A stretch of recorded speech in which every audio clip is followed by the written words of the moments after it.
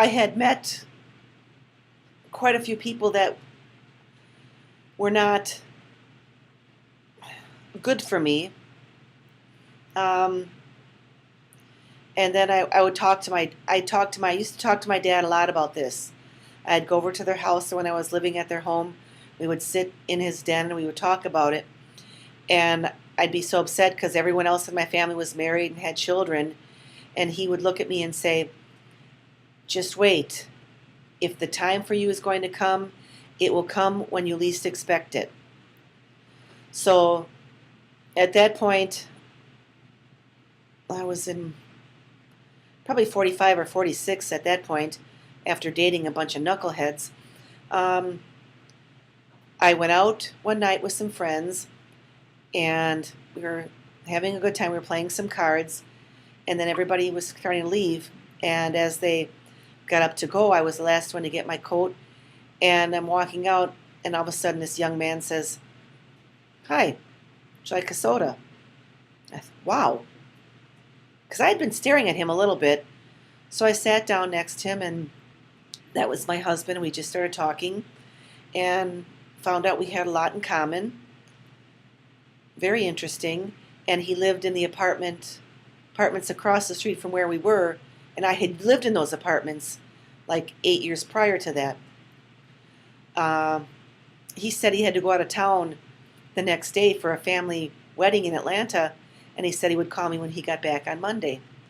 And he did, and we started dating. That went well. But then December, which was very difficult, and so I didn't call him. New Year's Eve, my brother Dan, who I'm closest to, and my brother invited me to go up to his house in Appleton for a New Year's Eve celebration. And I went up there and spent it at his house. He's a fantastic chef. And I was up there, and I told him the problems that I had, and both of them told me, they said, probably on Monday while he's at work, call his apartment and just tell him that you're sorry for what had happened, and that if he'd like to talk, that you'd be willing to talk to him. And well, he called me back, and we started talking and going out again. We ended up getting married that June. No, the following June. How long did you date? About a year and a half. And I never realized this till a few years ago. My mom actually took him aside and gave him an opportunity to say he did, like maybe he did not want to participate or did not want to go through with the wedding, because she told him deficits and problems that I would have.